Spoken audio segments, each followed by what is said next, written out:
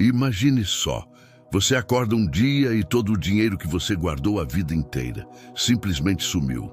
Não foi um roubo, não foi um hacker, foi o seu próprio governo. Em 1990, o Brasil viveu exatamente isso.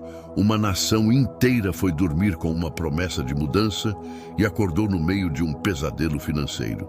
Este é o início da história do Plano Collor, um dos momentos mais traumáticos da nossa economia.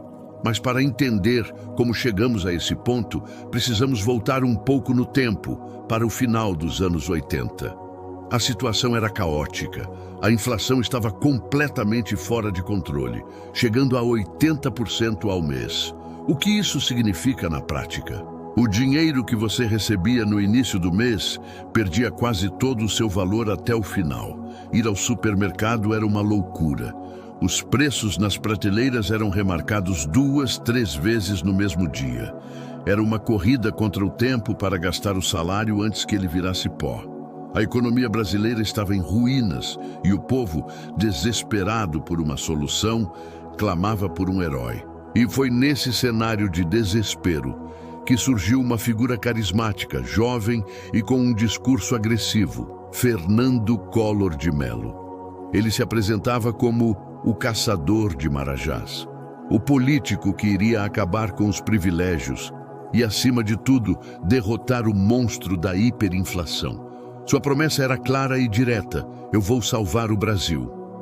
E o povo acreditou. Milhões de brasileiros depositaram nele não apenas seus votos, mas a última centelha de esperança por um futuro estável. Mal sabiam eles que o homem eleito para ser o salvador da pátria seria o mesmo que, em poucos meses, aplicaria um dos maiores e mais dolorosos choques econômicos da nossa história. O dia fatídico chegou. 16 de março de 1990. Um dia após tomar posse, o novo governo anunciou o Plano Brasil Novo, que ficou conhecido como Plano Collor. A medida mais chocante e brutal foi o confisco. Todas as contas correntes, aplicações financeiras e cadernetas de poupança com valores acima de 50 mil cruzados novos foram bloqueadas, congeladas. O governo, da noite para o dia, tomou o dinheiro da população. A justificativa oficial era nobre: retirar dinheiro de circulação para frear a inflação galopante. A promessa era de que o dinheiro seria devolvido em 18 meses, com correção monetária.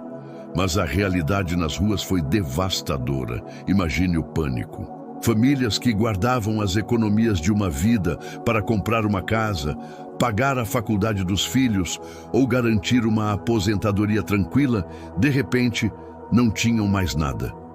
Empresas ficaram sem capital de giro da noite para o dia e não conseguiam pagar funcionários ou fornecedores. O resultado foi uma onda de falências e demissões em massa. Enquanto a mídia e os economistas debatiam a necessidade técnica da medida, o povo sentia na pele o que aquilo significava. O Brasil tinha sido saqueado pelo seu próprio Estado. O impacto imediato foi uma paralisia econômica. Com o dinheiro congelado, quem iria comprar? O comércio parou, as fábricas reduziram a produção, o desemprego disparou. Milhares de pequenos e médios empresários, a espinha dorsal da nossa economia, foram à falência em questão de semanas. A medida que deveria combater a inflação acabou criando uma crise social e de produção sem precedentes. Mas o dano mais profundo do confisco não foi apenas econômico, foi psicológico. O Plano Collor quebrou o pilar fundamental de qualquer economia saudável: a confiança. O brasileiro aprendeu, da forma mais dura possível, a desconfiar das instituições, a desconfiar dos bancos, a desconfiar do governo, a desconfiar da própria moeda. Esse trauma atravessou gerações e deixou cicatrizes que sentimos até hoje. Aquele ato destruiu o elo sagrado entre o Estado e o cidadão. O confisco de 1990 foi muito mais do que uma tragédia financeira. Foi a quebra de um pacto. O governo, que prometia modernizar o país e proteger o povo, acabou se tornando seu maior algoz. E essa sensação de traição, esse medo de que a qualquer momento tudo pode ser tirado de você, ainda molda a forma como lidamos com nosso dinheiro e com nossas instituições. O Brasil perdeu algo que nenhum plano econômico, por mais brilhante que seja, consegue devolver: a fé na justiça e na estabilidade. Mas a história não para por aí. O colapso do Plano Collor foi apenas o começo de uma nova saga. Como um país se reconstrói depois de uma ferida tão profunda? Como a confiança pode ser restaurada? A resposta veio alguns anos depois, com um novo plano que mudaria o Brasil para sempre. Se você quer entender como o Brasil tentou renascer das cinzas e criou a moeda que usamos até hoje, você não pode perder o nosso próximo vídeo.